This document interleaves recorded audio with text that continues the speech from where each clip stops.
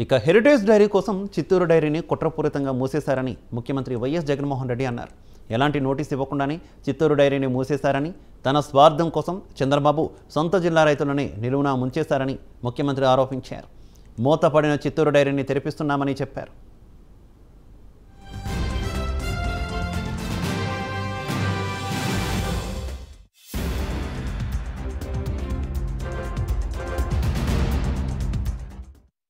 అప్పుడే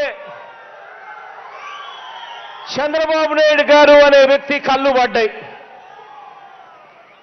1992లో తాను సొంత డైరీ హెరిటేజ్ డైరీని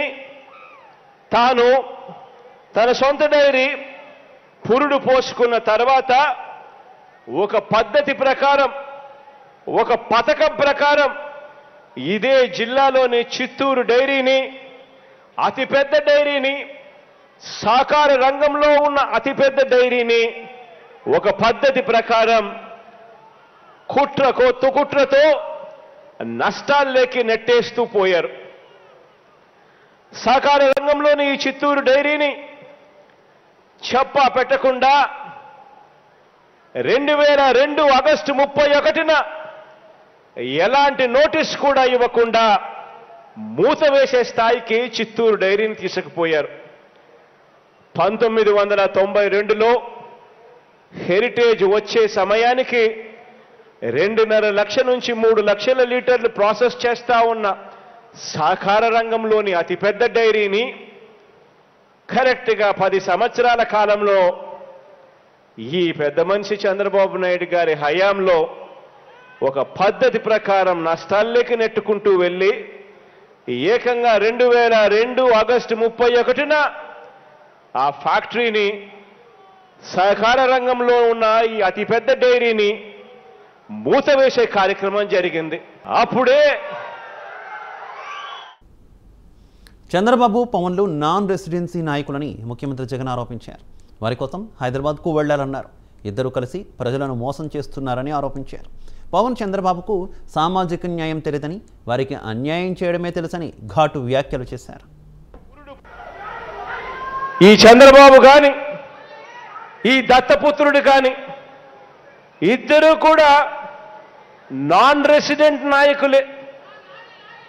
ఇద్దరు కూడా కనీసం మన రాష్ట్రంలో కూడా ఉండరు.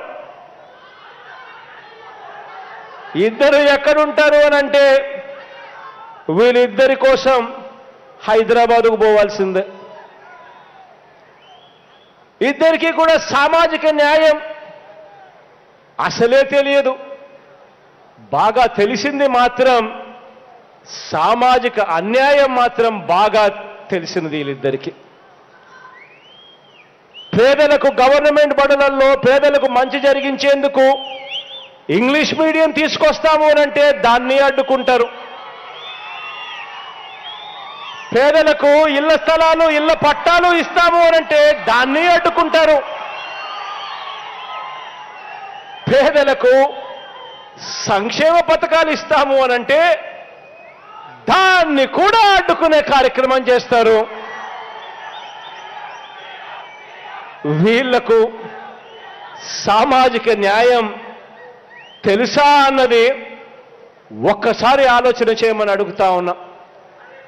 ఈరోజు ఇలాంటి దుర్మార్గులతో మనం యుద్ధం చేస్తా ఉన్నాం. ఈరోజు ఇలాంటి అన్యాయస్తులతో యుద్ధం చేస్తా ఉన్నాం. వీళ్ళు ప్రజల కోసం మంచి చేయడం కోసం వీళ్ళకి అధికారం కావాల్సింది. వీళ్ళకి అధికారం కావాల్సింది దోచుకోవడానికి,